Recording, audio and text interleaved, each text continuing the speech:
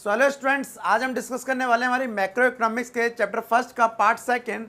Already हमने अब तक पार्ट फर्स्ट डिस्कस कर लिया है, जिसमें हमने डिस्कस किया था कि कंज्यूमर गुड्स क्या होते हैं, कैपिटल गुड्स क्या होते हैं, और वहीं पर हमने डिस्कस किया था कि अंतिम और मध्यवर्ती वस्तुओं में क्या अंतर होता है। तो चलिए शुरू करते हैं आज का टॉपिक। मेरा नाम है रवि कश्यप और आप देख रहे हैं IT क्लासेस की 95+ सीरीज। तो स्टूडेंट्स, आज का जो टॉपिक है वो हमारा है मैक्रो इकोनॉमिक्स के अंदर चैप्टर फर्स्ट के अंदर की अदर टॉपिक समझने का। अब ये अदर टॉपिक कौन से हैं? देखिए, ऑलरेडी हमने गुड्स के बारे में पढ़ लिया है। ऑलरेडी हमने पढ़ लिया है कि सभी मशीनें क्या नहीं होती, कैपिटल गुड्स नहीं होती हैं। अब हम डिस्कस करने वाले हैं टॉपिक पहला यहाँ पर निवेश। निवेश मतलब इन्वेस्टमेंट। अब इसको कंटिन्यू करने से पहले मैं आपसे पूछना चाहता हूँ कि आपको पता है difference between saving and investment? Saving और इन्वेस्टमेंट में क्या डिफरेंस है? हिंदी में कहते हैं बचत और निवेश में क्या अंतर होगा? नॉर्मली लोगों को लगता है कि जो उन्होंने पैसा बैंक में जमा करा है, जिस पर ब्याज मिल रहा है, वो एक तरह का निवेश है, वो एक तरह की बचत है। निवेश का मतलब क्या होता है? पहली चीज, निवेश का जहां तक है पूरा लेना देना, वो किससे है? व्यवसाय से लेना देना है। अब व्यवसाय मतलब बिजनेस से। तो इसकी डेफिनेशन क्या होती है? अगर अभी टॉपिक से हटके बात करूं तो इन्वेस्टमेंट का मतलब होता है ऐसी जगह पर पैसा लगाना जहां पर कल आपको लाभ प्राप्त होगा। इन्वेस्टमेंट का मतलब क्या होता है? ऐसी जगह पैसा लगाना जहां आपको क्या होगा? भविष्य में लाभ प्राप्त होगा। तो वहीं से इन्वेस्टमेंट की डेफिनेशन निकलती है। Investment is a process of capital formation. अपनी कैपिटल को बढ़ाने के प्रोसेस को क्या बोलते हैं? यहां पर इन्वेस्टमेंट कहते हैं। ठीक है, अब टॉपिक आ रहा है हिंदी। अच्छा, हिंदी में क्या बोलेंगे उसे? पूंजी निर्माण की प्रक्रिया। अब इसको सिंपल वे में अगर मैं आपको समझाऊं, मान लीजिए आपके बिजनेस में अभी 2 लाख की कैपिटल है। बिजनेस में 2 लाख की कैपिटल है। 2 लाख की कैपिटल का मतलब क्या है? यहाँ पर आपकी बिजनेस का फर्नीचर, मशीनरी, इक्विपमेंट, स्टॉक सब कुछ मिलाकर कितने का है? 2 लाख का। अब क्या होता है, हम अपनी एक और मशीनरी खरीद के लेके आ गए 40,000 की। तो उस बिजनेस के लिए 40,000 की मशीन आ गई। अब हो गया टोटल कितना? 2,40,000। तो इसे बोलेंगे हमने क्या करी? इन्वेस्टमेंट करी है। कितने की? 40,000 की। और मशीन क्यों खरीदी? क्योंकि कल वो हमारे को प्रोडक्शन करेगी, और प्रोडक्शन क्यों क्या करके देगी? प्रॉफिट करके देगी। तो वो मशीन क्या है? एक इन्वेस्टमेंट है। वहीं पर अगर आप घर के लिए, देखिए पहली बात तो इन्वेस्टमेंट घर के लिए यूज ही नहीं होता वर्ड, लेकिन अगर आप घर के लिए कोई मशीन लेके आ रहे हैं जस्ट लाइक वॉशिंग मशीन, तो वो एक इन्वेस्टमेंट नहीं है, एक सिंपल आपका एक्सपेंडिचर है जो कभी आपको बेनिफिट नहीं देगा, बस वो आपकी जरूरतों को पूरा करेगा। ठीक है, so this is investment. Capital formation होता है जिसके अंदर। अब उसके बाद आते हैं इन्वेस्टमेंट कितने टाइप्स की होती है। तो आपकी जानकारी के लिए बता दूं, इन्वेस्टमेंट को 2 कैटेगरी में बांटा गया है। सबसे पहली जो बोला गया है वो है फिक्स इन्वेस्टमेंट, और दूसरा है इन्वेंट्री इन्वेस्टमेंट। अब फिक्स इन्वेस्टमेंट क्या होती है? फिक्स इन्वेस्टमेंट वो इन्वेस्टमेंट जो लॉन्ग टर्म असेट्स में इन्वेस्ट की जाती है, जो लॉन्ग टर्म तक मूव नहीं होंगे। ठीक है, हिंदी में कहते हैं स्थिर निवेश। अब इसका सिंपल एग्जाम्पल ले सकते हैं इसको समझने के लिए। मान लीजिए एक बंदे ने फोर्ड स्टेट की शॉप खोली है, और वो 2 मशीन लेके आया 50-50 हज़ार की। 2 मशीनें लेके आया 50-50 हज़ार की। साथ ही वो उसने 20,000 के पेजेस भी खरीदे। पेजेस मतलब बंडल खरीदे जिससे वो फोटो स्टेट करेगा। अब हुआ क्या? जो वो उसकी 1 लाख की मशीनें हैं 50-50 हज़ार वाली, वो उसके लिए क्या है? स्थिर निवेश है, फिक्स इन्वेस्टमेंट, जो लॉन्ग टर्म तक चेंज नहीं होगा। एक लंबे समय तक वही मशीनें क्या करती रहेंगी? रन करती रहेंगी। लेकिन अगर हम बात करें दूसरी इन्वेस्टमेंट की, कौन सी? जो उसने पेजेस में पैसा लगाया है, ठीक है, कागज में, वो उसका क्या लाएगा? Inventory investment.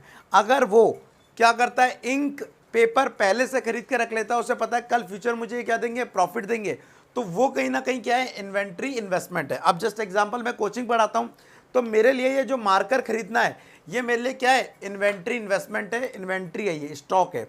वहीं अगर जिस डेस्क पे स्टूडेंट बैठते हैं, वो क्या है? लंबे समय तक चेंज नहीं होगा, ये तो डेली के बदलते रहते हैं, तो ये क्या है? Fix investment. तो इन्वेस्टमेंट यहाँ पर 2 टाइप्स की होती है, fix investment and inventory investment. अच्छा, अब इन्वेंट्री इन्वेस्टमेंट में तीनों चीज़ आ गई, मतलब कच्चा माल भी आ गया, रॉ मटेरियल, और जो अर्ध तैयार माल है, मीन्स जो जिनका प्रोडक्शन चल रहा है, वो भी आ गया। ठीक है, और यहाँ पर फिनिश गुड्स भी आ गया, जिस जो प्रोडक्शन हो चुका है। जस्ट एग्जांपल मैंने इसी में ले लेता हूँ जो मैंने लिया था एग्जांपल फोर्ड स्टेट का, कि उस शॉपकीपर के लिए जिसने फोर्ड स्टेट की शॉप खोली थी, जो खाली पेज है वो भी उसका क्या? इन्वेंट्री है। जिसकी वो फोटोस्टेट कर रहा है वो भी इसके लिए इन्वेंट्री इन्वेस्टमेंट है, और जो ऑलरेडी वो नोट्स बना के फोटोकॉपी कर चुका है, बस लोगों को पैसे ला के लेने हैं, वो भी क्या उसकी इन्वेंट्री इन्वेस्टमेंट है।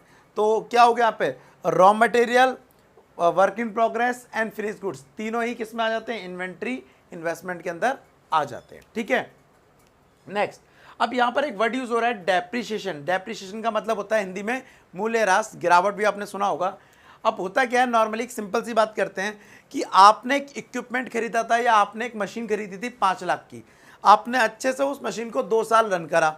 अब 2 साल रन करने के बाद उस मशीन की वैल्यू बची है 3.5 लाख रुपए। कितने साल यूज करा, 2 साल। मशीन की कॉस्ट क्या थी, 5 लाख, 2 साल बाद उसकी वैल्यू है 3.5 लाख। आप बताइए उसकी वैल्यू कितनी घट गई, 1.5 लाख घट गई। अब मैं पूछना चाहता हूँ वो 1.5 लाख वैल्यू घट तो गई, लेकिन उसे कहेंगे क्या। कुछ लोग जनरली जो अकाउंट्स मीन्स कॉमर्स से रिलेटेड नहीं है स्टूडेंट, वो समझेंगे उसे लॉस ट्रीट करते हैं, बट कॉमर्स स्टूडेंट को पता है कि उसे क्या बोलते हैं, हम डेप्रिसिएशन टर्म्स यूज करते हैं। तो जितने भी आर्ट के स्टूडेंट उन्हें बताना चाहूँगा कि अगर हमारे किसी भी एसेट्स मीन्स हमारी परिसंपत्ति की वैल्यू में कमी आती है, तो उसे वैल्यू में कमी आना क्या कहते हैं, हम डेप्रिसिएशन कहते हैं। मीन्स यहाँ पर उसे क्या बोलते हैं, हम मूल्यह्रास। ठीक है, तो अब एक सिंपल सी बात है, मैंने बोला वो मशीन की वैल्यू थी 5 लाख, लेकिन उसकी मशीन की वैल्यू अब है 3.5 लाख, 3,50,000। तो जो मशीन की ग्रॉस वैल्यू है या ग्रॉस इन्वेस्टमेंट है, हम बोलेंगे वो कितने की थी, 5 लाख रुपीज़ की। वहीं अब उसकी इन्वेस्टमेंट की वैल्यू क्या है, नेट इन्वेस्टमेंट रह गई है 3,50,000 की। कितनी वैल्यू कम आ गई, 1.5 लाख वैल्यू कम हो गई।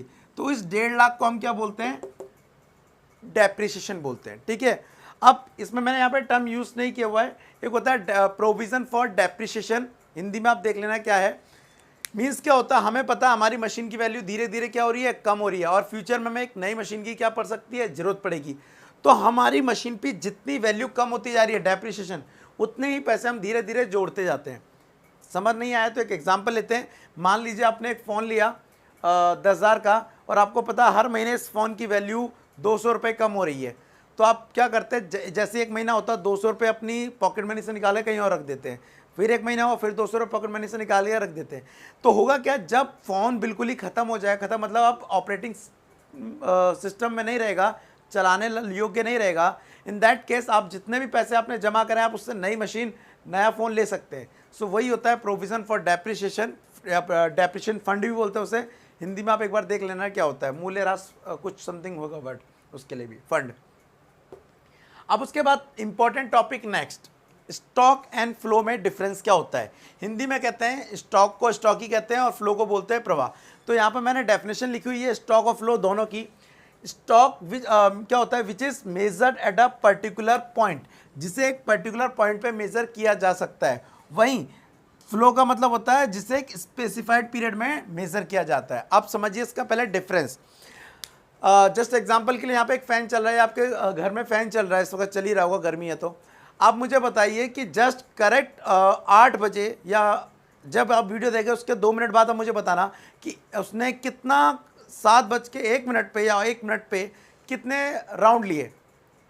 आप नहीं बता सकते राउंड लिए, रीज़न क्योंकि राउंड किसी एक पर्टिकुलर पॉइंट पे लेता है, वो 1 मिनट में इतने राउंड ले सकता है, 10 सेकंड में इतने राउंड ले सकता है, लेकिन एग्जैक्ट उस टाइम पे वो नहीं लेगा। रीज़न क्योंकि वो गति में है, तो आप मेज़र नहीं कर सकते। राउंड तो वो ले रहा है, चक्कर तो वो काट रहा है, लेकिन आप मेज़र नहीं कर सकते।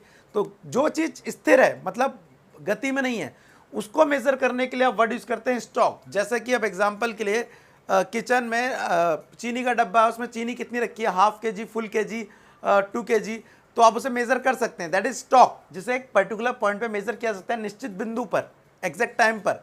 लेकिन जिसको एग्जैक्ट टाइम पे मेज़र नहीं कर सकते उसे बोलेंगे हम फ्लो। जस्ट एग्जाम्पल के लिए मैं अगर आपसे बोलूँ कि पानी की टंकी में छेद है और पानी उससे क्या हो रहा है, निकल रहा है, तो पानी का जो रिसाव हो रहा है वो क्या है, आप ये बता सकते हैं कि 1 मिनट में इसमें इतना पानी कम हो गया है या 1 घंटे में इतना हो गया है। आप ये नहीं कह सकते कि हाँ 8:10 पे इतना पानी निकला था, नहीं। ठीक है, तो दिक्कत यह है, इसको किस में मेज़र किया जाता है, स्पेसिफिक पीरियड ऑफ टाइम में, विशेष अवधि में मेज़र किया जाता है। आपने सुना होगा कि नॉर्मली एक गाड़ी 100 किलोमीटर प्रति घंटे की स्पीड से दौड़ रही है।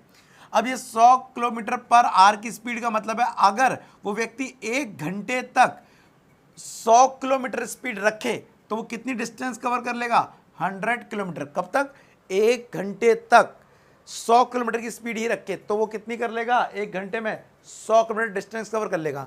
अब ये जो उसकी स्पीड है ये क्या है, एक फ्लो है। फ्लो मतलब क्या है, प्रवाह है, क्योंकि एक घंटे के अंदर मेजर की जा रही है। ठीक है, आपकी पॉकेट मनी महीने की 300 है तो ये तो एक महीने के अंदर मेजर हो रही है, तो ये क्या हो गया, एक प्रवाह हो गया।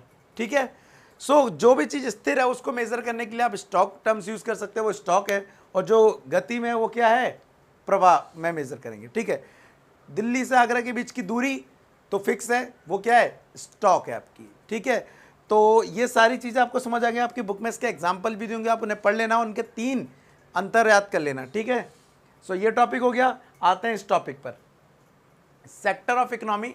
सेक्टर ऑफ इकोनॉमी क्या होता है, देखिए समझिए, अर्थव्यवस्था में अलग अलग सेक्टर काम कर रहे हैं, इकोनॉमी में अलग अलग सेक्टर काम कर रहे हैं। तो बेसिकली यहाँ पर सेक्टर ऑफ इकोनॉमी 4 होते हैं। सबसे पहले हम लोग आते हैं, हम लोग क्या हैं, परिवार लोग हैं, तो ये लोग आ गए किसमें, हाउस होल्ड सेक्टर में। फिर दूसरा सेक्टर वो होता है जो प्रोडक्शन कर रहा है। ठीक है, तो उस प्रोडक्शन सेक्टर को हम बोलते हैं प्रोड्यूसर सेक्टर या उत्पादक क्षेत्र।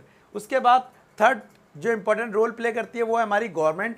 ठीक है, जो हाउस होल्ड के लिए और प्रोड्यूसर दोनों के लिए बेनिफिट प्रोवाइड करती है, कई सारे एडवांटेज देती है, कई सारी सर्विस प्रोवाइड करती है ना, तो वो गवर्नमेंट सेक्टर हो गया, सरकारी क्षेत्र। और अगर हम विदेशों से भी लेन देन करते हैं तो विदेशी क्षेत्र भी कहीं ना कहीं इंपॉर्टेंट रोल प्ले करता है। ठीक है, तो एक ये वाला हो गया टॉपिक। सो आज के टॉपिक में हमारा इतना ही। ठीक है, इसमें हमने समझा कि इन्वेस्टमेंट क्या होता है, बता दिया, process of capital formation, investment के type, fix investment, inventory investment, Hindi में मैंने साइड में लिखा हुआ, आप समझ सकते हैं, एक्सप्लेन मैं कर ही रहा हूँ। फिर डेप्रिसिएशन का मतलब बता दिया और डेप का निकालने का फॉर्मूला भी बता दिया। डेप का एक दूसरा नाम भी होता है consumption of fix capital, Hindi में बोलेंगे स्थिर पूंजी का भोग, क्योंकि ये स्थिर क्या है, निवेश होता है, तो स्थिर पूंजी का भोग भी कहते हैं। ठीक है, उसके बाद मैंने आपको बताया स्टॉक और प्रवाह में अंतर। ठीक है, मतलब स्टॉक एंड फ्लो में डिफरेंस। बेसिकली डेफिनेशन के तौर पे तो आप ये वर्ड यूज करेंगे और डिफरेंस 3 याद कर लीजिए अपनी बुक से। और लास्ट में हमने डिस्कस करा सेक्टर ऑफ इकोनॉमी, जो कि 4 होते हैं, producer, house hold, government and foreign sector. तो वेल स्टूडेंट्स, आज के पार्ट में इतना ही। अगले पार्ट में हम इसका एक टॉपिक और डिस्कस करेंगे, उसके बाद हम डिस्कस करेंगे चैप्टर 2। वेल, इससे रिलेटेड अगर आपको कोई भी डाउट्स हो, कोई भी सजेशन हो, तो आप कमेंट्स बॉक्स में लिख सकते हैं। साथ ही डिस्क्रिप्शन में की नोट्स का लिंक मिल जाएगा आपको। ठीक है, वेबसाइट पर जाकर आप इसके की नोट्स भी पढ़ सकते हैं। तो आज के लिए thank you, tata and bye bye.